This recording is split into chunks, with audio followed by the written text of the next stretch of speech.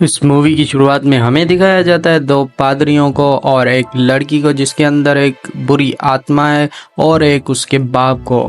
और वो पादरी दोनों बुरी आत्मा के ऊपर बहुत सारे मंत्र पढ़ रहे होते हैं, तो आत्मा को गुस्सा आ जाता है और आत्मा एक पादरी को उठा के फेंकती है और वो सीधे जाके दीवार पे लगता है और मर जाता है। फिर दूसरा पादरी मंत्र पढ़ना शुरू कर देता है और उसे भी उठा के मारने ही वाली होती है बुरी आत्मा, तो उसका लड़की का बाप आके उसके गले से पकड़ता है और उसे मार देता है।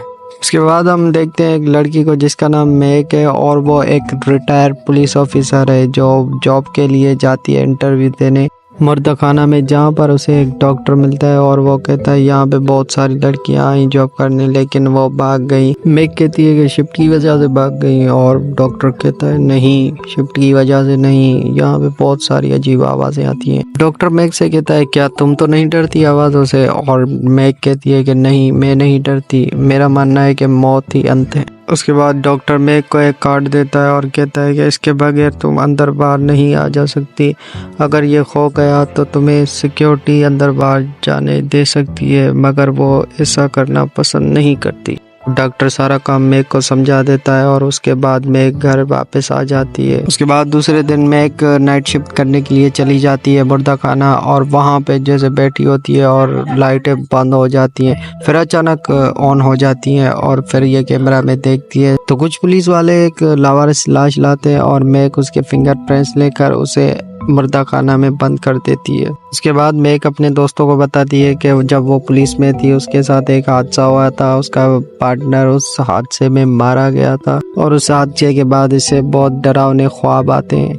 उसके बाद दूसरे दिन जब मेक अपना काम कर रही होती है तो वहाँ पर एक शख्स आ जाता है और जो गेट को बहुत ही जोर जोर से खटखटा रहा होता है और मेक को कहता है मुझे अंदर आने दो, और मेक कहती है कि नहीं तुम यहाँ पर काम नहीं करते। फिर वो शख्स कहता है हाँ मैं यहाँ पर काम नहीं करता लेकिन मुझे अंदर आने दो। फिर मेक जाके सिक्योरिटी को कॉल करती है और सिक्योरिटी कहती है कि यहाँ पर आए दिन ऐसा होता रहता है, इससे मत घबराओ तुम। उसके बाद एक पुलिस वाला एक लड़की की डेड बॉडी लाता है और मेक उसे कहती है इसके साथ क्या हुआ, और पुलिस वाला कहता है कि एक आदमी इसे काट रहा था और वहाँ पर पुलिस पहुंची और वो भाग गया, उससे पुलिस पकड़ न सकी। उसके बाद वो पुलिस वाला वहाँ से चला जाता है और मेक उस लड़की की डेड बॉडी के फिंगरप्रिंट्स ले रही होती है लेकिन फिंगरप्रिंट्स नहीं ले पाती।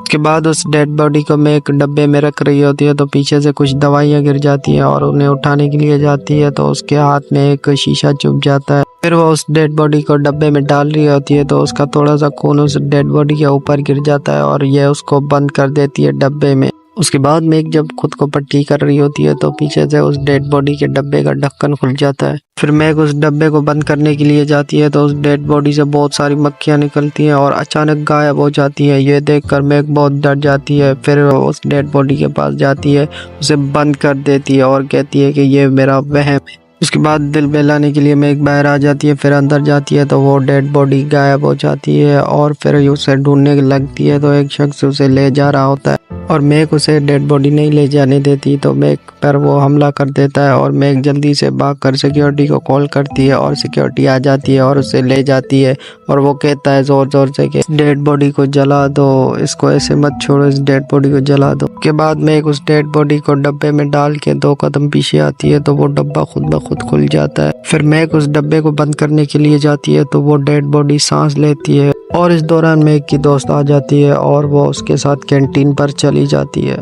उसके बाद मेक अपने दोस्त पुलिस वाले से मिलने जाती है और उसे पूछती है कि कुछ पता चला उस गुंडे के बारे में, और वो कहता है कि नहीं कुछ पता नहीं चला, अभी तक उसे बहुत मारा है लेकिन वो कुछ बता नहीं रहा। उसके बाद मेक उस लड़की की डेड बॉडी के फिंगरप्रिंट्स उस अपने दोस्त पुलिस वाले को चेक कराने के लिए देने जाती है। उसके बाद एक सिक्योरिटी गार्ड वहाँ पर क्रिकेट खेल रहा होता है तो उसकी बॉल सीधा उसी रूम में डाली जाती है जहाँ पर वो डेड बॉडी है। फिर वो सिक्योरिटी गार्ड जैसे ही अपनी बॉल उठा रहा होता है तो एक डब्बे से उसको आवाज़ें आ रही होती हैं। फिर वहाँ जाता है तो वो डब्बा खुल जाता है और उसके अंदर कोई बॉडी नहीं होती और ये सिक्योरिटी गार्ड उड़ के उस डब्बे में चला जाता है और वो डब्बा पीछे से बंद हो जाता है। उसके बाद मैक उस डेड बॉडी को वो निकालती है और चेक करती है और सोचती है कि पहले उसकी कमर पे एक बड़ा सा घाव था जो कि अब नहीं है। उसके बाद मैक की दोस्त सीढ़ियों से जा रही होती है तो वहाँ पे उसी लड़की की डेड बॉडी आ जाती है और इसे छत पे जाकर मार देती है। उसके बाद मैक उसी एम्बुलेंस वाले को बुलाती है जो इस डेड बॉडी को यहाँ पर लाया था, उसे कुछ पूछताछ करती है। जब वो जाने लगता है तो वहाँ पर वही डेड बॉडी आ जाती है और वो उस एम्बुलेंस वाले को मार देती है। उसके बाद मैक वहाँ पर आती है तो उसे एम्बुलेंस वाले की लाश पड़ी मिलती है। फिर यहाँ पे वो शख्स आ जाता है जिसने पहले भी इस डेड बॉडी को चुराने की कोशिश की थी। फिर मैक उस शख्स से पूछती है कि तुम इसे क्यों चुराना चाहते हो और वो सारी स्टोरी बताता है इसको। कहता है पहले ये मेरी बेटी थी और इसके ऊपर शैतान का साया था, अब इसे जलाना होगा वरना ये सबको मार डालेगी। फिर मैक और वो शख्स आग जलाते हैं और इस डेड बॉडी को जलाने की कोशिश करते, लेकिन वो डेड बॉडी उस शख्स को मार देती है और मैक वहाँ से भागने लगती है। और इसी दौरान मैक का दोस्त पुलिस वाला भी आ जाता है। फिर मैक और पुलिस वाला दोनों मिलकर इस डेड बॉडी को जला देते हैं और ये कहानी यहाँ पर ख़त्म हो जाती है।